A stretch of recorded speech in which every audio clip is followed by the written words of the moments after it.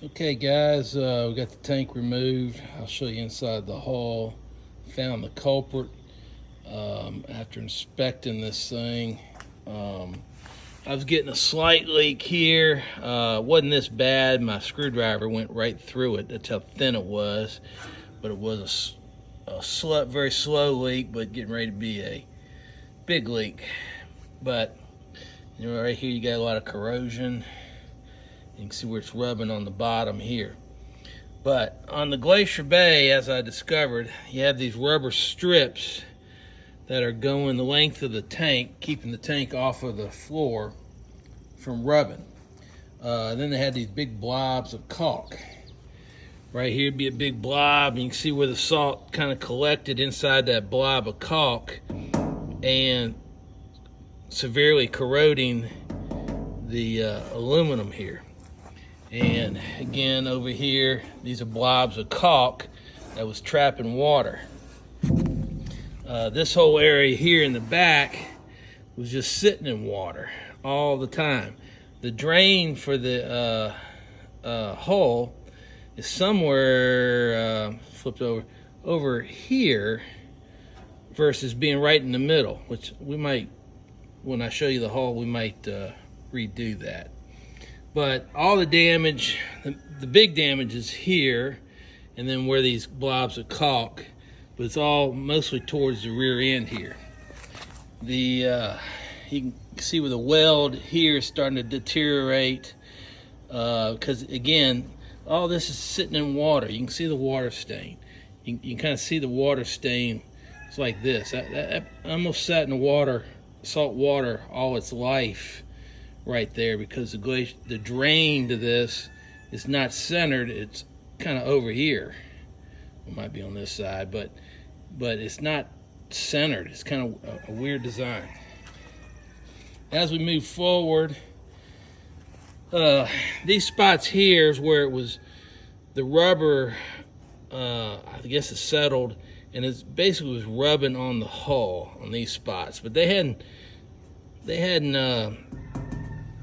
deteriorated all the way through, but these are rub marks. So if you had any paint on this thing, it would have been rubbed right off.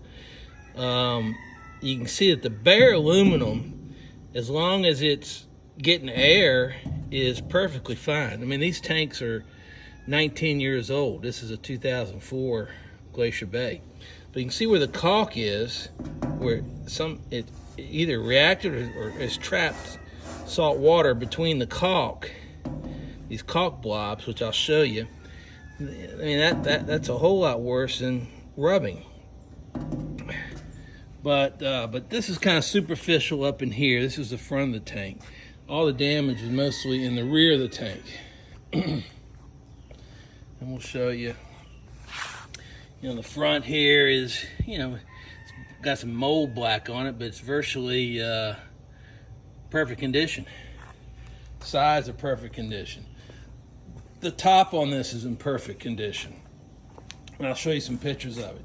All the damage is, the big damage is right in here. All right, I will flip this thing over and let you look at it. All right, we got it flipped over. You can see, other than being dirty, the top is virtually, untouched by the environment. I mean, it's in great shape. The sides are in great shape. You don't start seeing anything until you get down at the bottom where that was sitting in water. You can kind of see the water level right there. That sat in water all the time right there. Bad design by Glacier Bay not having that drain right dead in the middle. But anyway, the top is perfectly fine. Give you that's the original manufacturer there. But so my thoughts are, I'm probably gonna build these tanks myself.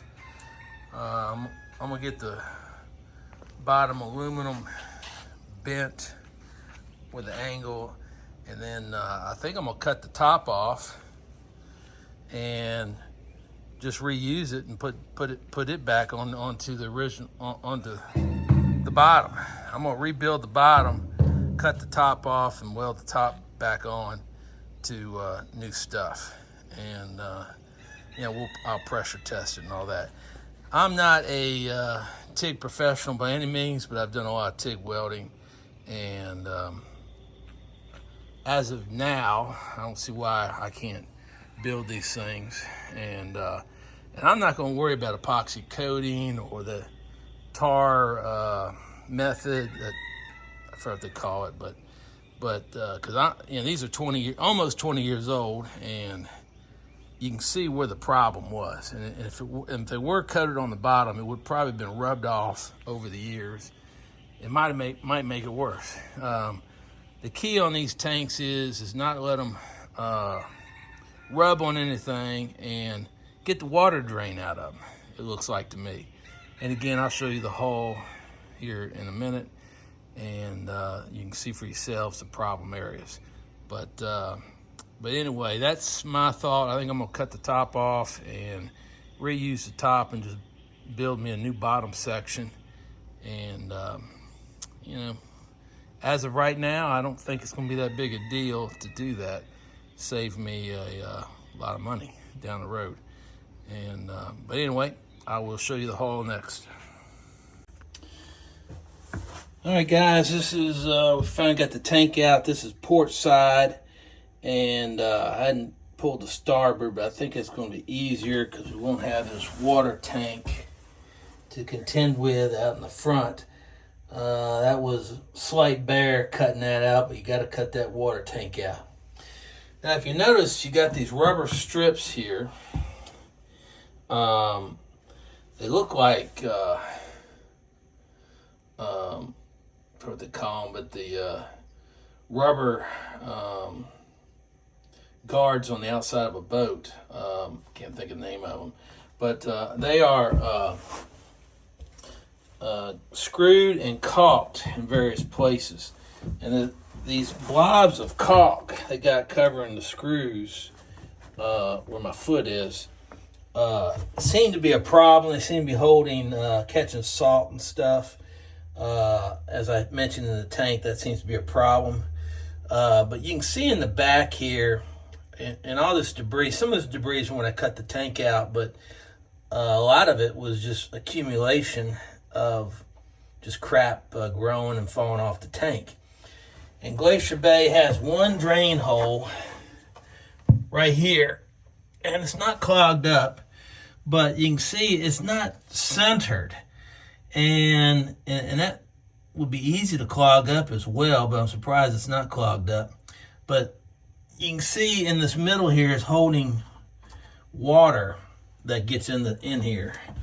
I'm thinking about for the future, maybe drilling a hole right dead center going through. I'm gonna investigate that, see why that isn't done versus that. Seems to me that'd be a better hole and easier to clean out. But anyway, I'm gonna do a little investigating whether I do that or not. There is no hole, leak hole, which surprised me, in the front. So any water gets in here, it's got to drain out through that small hole in the back. And if that clogs up, this thing will fill up with water around your tank. So, I'm not too sure about this. Only having one hole in here. But anyway, I'm going to research that a little bit more, see whether I need to add some more holes. But you can see these rubber pieces where my foot is. I don't know if they settled a little bit too, because you can see right here, the tank was actually rubbing right here on this, which is not ideal. But that was not causing my leak. My leak was back here where it was soaking in water and, on this stuff. So, it worked pretty good overall. But, I don't know, I'm going to check on using some different stuff possibly. And I'd like your thoughts on that versus these strips. What would be a good bed for the tank? So we need to look into that. But anyway, this is it. And overall, the tank really held up well, except for, if this area here wasn't holding water, the tanks would probably still be good. And you can see where I cut out the fiberglass here, where my foot is. You know, that holds the top of the tank in. And there was no corrosion around that at all. The top of this tank is virtually untouched. So I think this is a good system to do. Allows the air to get around the tank. I think that, again, as I mentioned before, keeping the tank dry and air around it is the best thing you can do. So anyway, while we're here, I might look into replacing these hoses. Gas hoses look pretty good to me, but again, we're undecided on that. But these white hoses, I'm thinking about, while we're here, we'll replace those. The top deck drains, everybody knows where we can get those. I'd be appreciated. I think I need to replace those. They are getting dried out. You can see this one here is, excuse me, is cracked a little bit. And you can feel the plastic. It's sun-dried, getting old. So anyway, this is inside the tank hole, and you can see what we're dealing with. You know, lasted 19 years, so I guess it wasn't too bad, but we'll see if we can improve upon it.